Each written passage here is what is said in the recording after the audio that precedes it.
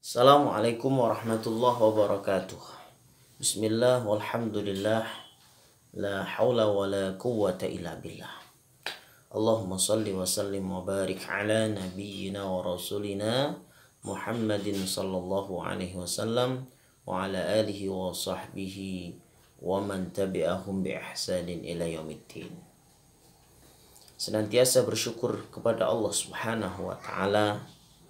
Mudah-mudahan kemudahan, kesehatan, kesejahteraan, dan kemudahan-kemudahan kita di dalam meraih apa yang menjadi cita-cita dan harapan senantiasa dimuluskan, dilancarkan oleh Allah Subhanahu wa taala.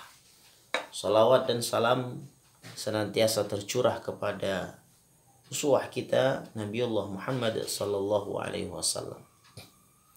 Kecintaan membawa kita mencontoh sunnah-sunnah beliau sallallahu alaihi wasallam sehingga layak dan pantas kita sebagai kekasih, sebagai orang yang selalu rindu terhadap beliau sallallahu alaihi wasallam, dan kelak kerinduan itu akan terbayarkan ketika kemudian bertetangga bersama beliau sallallahu alaihi wasallam di surga Allah Subhanahu wa taala. Para sahabat, saudara-saudaraku sekalian yang dirahmati Allah. Ada yang bertanya berkaitan dengan sihir penutup usaha. Apakah benar-benar bisa menghalangi usaha kita? Bisa menghalangi rezeki kita sampai pada tahapan yang fatal, artinya menghentikan atau menjadikan bangkrut dari setiap usaha kita ini. Jadi ada yang bertanya seperti itu. Apakah bisa, Ustaz? Usaha kita itu digagalkan oleh sihir. Ini yang harus kita perhatikan sebelum menjawab ini. Sebenarnya di dalam konteks akidah tidak ada yang bisa menghalangi rezeki anugerah yang diberikan oleh Allah Subhanahu wa taala kepada kita. Tidak ada. Kecuali hanya Allah Subhanahu wa taala saja. Jadi Allah yang memberi dan Allah pula yang membatasi. Itulah yang menjadi keyakinan kita, itulah yang menjadi pegangan kita di dalam prinsip akidah seorang muslim. Hal ini juga senada sebagaimana zikir yang diajarkan oleh baginda Rasul Muhammad sallallahu alaihi wasallam. Selain ini juga menjadi sebuah pelajaran untuk memantapkan akidah, juga menjadi sebuah doa bahwa Allah akan memudahkan, memuluskan, dan Allah pula yang akan memberikan kemudahan-kemudahan, dan tidak ada yang bisa menghalangi rezeki kita, rezeki yang sampai kepada kita, kecuali memang Allah membatasi rezeki kita ini. Apa zikir itu? Zikir tersebut dianjurkan untuk dibaca sehabis sholat. Apakah para sahabat semua sudah mengamalkannya? Alhamdulillah kalau sudah. Kalau belum, ayo diamalkan. Dan ini terdapat di dalam mungkin buku-buku zikir, baik itu zikir-zikir sesudah sholat maupun mungkin zikir pagi dan sore, ya. Namun yang paling banyak memang disebutkan di dalam misalnya juga kitab ini, ya, kitab Al-Azkar, dan saya yakin juga di dalam buku-buku yang lain atau kitab-kitab yang lain. Apa bunyinya?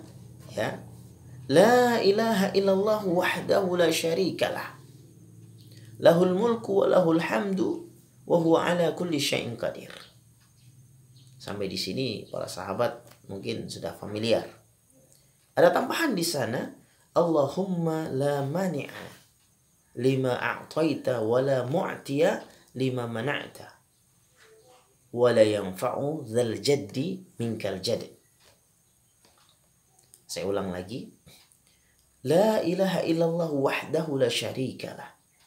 Lahul mulku wa lahul hamdu wa huwa ala kulli syai'in qadir.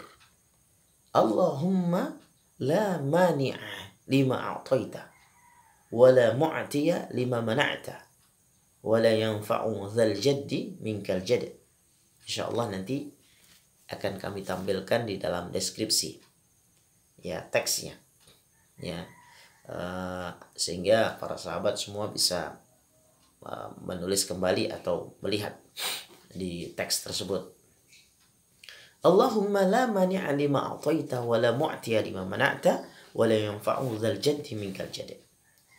Ini terdapat di dalam kitab Sahih Bukhari, Sahih Muslim ya, terdapat riwayat ini ya, di mana Al-Mughirah bin Syu'bah radhiyallahu an ketika selesai melakukan salat ya, kata beliau bahwa Rasulullah senantiasa membaca ini. Rasulullah mengamalkan ini. Sekarang kita lihat artinya, maknanya. La ilaha illallah wahdahu la syarikalah. Tidak ada yang berhak disembah selain Allah yang Maha Esa. Tidak ada sekutu baginya. Lahul mulku wa lahul hamdu wa huwa ala kulli syai'in qadir. Miliknya lah kerajaan dan segala pujian. Dia yang maha kuasa atas segala sesuatu. Allahumma ya Allah, la mani'a lima a'taita wa la mu'tiya lima mana'ta. Ya Allah, tiada seorang pun yang dapat mencegah apa yang kau berikan. Ya. Jadi Allahumma la mani'a lima a'taita. Tidak ada seorang pun yang dapat mencegah apa yang kau berikan. Wala mu'tiya lima mana'ta. Dan tiada seorang pun yang dapat memberikan sesuatu yang engkau cegah. Wala yanfa'u dzal jaddi minkal jadd. Dan di hadapanmu kekayaan tidak dapat memberi manfaat apapun terhadap pemiliknya. Subhanallah. Jadi doa ini, zikir ini ya, diajarkan oleh Rasulullah SAW, ditanamkan dalam diri kita, ditanamkan kepada umatnya, agar yakin bahwa tidak ada yang bisa menghalangi setiap rezeki yang Allah anugerahkan kepada kita. Anugerah yang Allah berikan kepada kita tidak ada. Lalu kenyataannya ada itu, Ustaz. Kenyataannya ada. Ada yang kemudian disihir, penutup usaha, yang warungnya jadi sepi, yang usahanya jadi gagal, yang kemudian seolah rezekinya menjadi seret, atau mungkin tokonya betul-betul menjadi sepi, yang awalnya ramai jadi sepi. Kenyataan di lapangan ada. Jadi perlu kita fahami berkenaan dengan ini, atau halangan-halangan, rintangan dari setiap usaha kita. Ini sebenarnya juga sesuai dengan sunatullah. Sama seperti ada seseorang yang sengaja memasang paku, menaruh paku di jalan misalnya. Ya, orang ini jahat, taruhlah ini misalnya penyihir atau orang yang menyuruh si penyihir atau dukun. Dia taruh paku di jalan. Sasarannya sebenarnya fulan. Kalau lewat jalan itu, maka dia akan terkena paku. Atau ban motornya atau mobilnya akan terkena paku. Atau ada seorang anak-anak yang jahil, lalu kemudian dia melempar kulit pisang, supaya dengan maksud sasarannya temannya si A lewat dan dia akan kepreset. Apa yang terjadi? Ternyata lalu lalang itu si fulan yang dituju ini nggak kena itu. Artinya bannya juga nggak kena. Lancar aja dia. Gitu. Ada yang kemudian karena dia memang lalu lalang setiap hari itu, ternyata kena satu saat. Begitu juga target si anak tadi yang jahil tadi, ternyata temannya nggak kena, nggak kepreset. Tapi suatu saat kadang ada yang kena kepreset dan seterusnya. Jadi sama lah seperti itu. Jadi halangan rintangan dari setiap usaha kita atau setiap aktivitas kita atau bahkan dalam urusan rezeki kita sebenarnya sama dengan itu sunatullah. Sehingga mengapa kemudian di dalam tawakkaltu 'ala Allah, setiap kita mau keluar rumah, bismillahi tawakkaltu 'ala Allah, aku tawakal kepada Allah. Tawakal di situ ada usaha, kerja keras, kerja cerdas, planningnya jelas, tuntas. Dan kemudian dilandasi dengan niatan-niatan yang ikhlas. Lalu kemudian dia berdoa kepada Allah dengan harapan menyingkap dari setiap tabir-tabir mudharatan, karena doa itu tudfaul bala juga, menjadi mengangkat dari setiap permasalahan atau halangan rintangan. Jadi oleh Allah akan dituntun kepada jalan yang memang akan menjadi takdir dia untuk diberikan kemudahan. Jadi doa ini bisa merubah satu takdir kepada takdir yang lain. Bukan berarti menjadi tidak ada takdir, tetapi merubah dari satu takdir menjadi takdir yang lain. Dari takdir yang mungkin kurang baik menjadi lebih baik. Makanya doa. Ya, jadi itu faul bala. Akan mengangkat, akan diangkat bala, musibah. Masya Allah. Jadi sahabat semua yang dirahmati Allah, harus kita kuatkan betul, harus kita yakinkan betul. Selama kita di dalam ikhtiar tadi, mungkin para sahabat punya usaha, punya pabrik, punya toko, tentu di sana banyak saingan. Kemudian ada yang mencoba-coba untuk melakukan tindakan curang dengan cara tadi. Ya, kalau anak-anak tadi jahil dengan kulit pisang, kalau tadi ada orang yang kemudian nakal, kemudian dia taruh paku, ini tidak, dia taruh bukhul untuk bermaksud sihir biar kemudian diganggu oleh syaitan. Tapi dia kuatkan usahanya, tawakal kepada Allah, dia doa, dia ikhtiar. Ya, dia punya usaha, dia punya toko, lalu dia suruh karyawannya sebelum membuka toko sholat duha terlebih dahulu. Mas, Mbak, sebelum buka toko sholat duha 2 rakaat ya, atau 2 rakaat ditambah 2 rakaat, lalu bacakan ayat kursi, baca ayat kursi, baca zikir ini, ya, baca zikir la ilaha illallah wahdahu la syarikalah, lahul mulku wa lahul hamdu wa huwa ala kulli syai'in qadir, Allahumma la mani'a lima a'taita wa la mu'tiya lima mana'ta wa la yanfa'u dzal jaddi minkal jadd. Lalu minta kepada Allah supaya diberikan kemudahan. Banyak doa-doa yang lain. Allahumma la sahla illa ma ja'altahu sahlan wa anta taj'alul hasna idza syi'ta sahlan. Mungkin lain waktu akan kami bahas. Ya. Maka insya Allah halangan rintangan itu akan dibuka tabirnya, akan dienyahkan, akan dihindarkan oleh Allah Subhanahu wa taala. Namun kadang-kadang itulah kita ini, karena kita ini ada sering gerusa-gerusu, ya, sering tidak melibatkan Allah dalam setiap aktivitas kita, sering melalaikan Allah dalam aktivitas kita.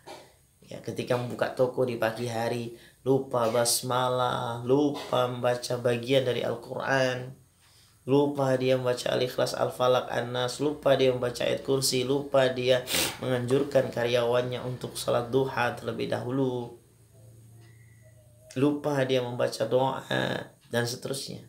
Sehingga inilah yang kemudian menjadi seolah kita ini, ya, tadi itu yang kita lewati, anak-anak yang jahil tadi, kita yang kepreset, tertusuk paku dan seterusnya. Akhirnya menjadi takdir yang lain, menjadi takdir yang, ya memang itu sudah menjadi takdir. Jadi kalau sudah memang terjadi, itulah takdir. Maka antisipasinya dengan doa, karena kita tidak tahu takdir kita. Kita tidak tahu takdir kita. Kita akan jatuh atau tidak, kita akan sakit atau tidak. Ini, tetapi ikhtiar itu penting sekali.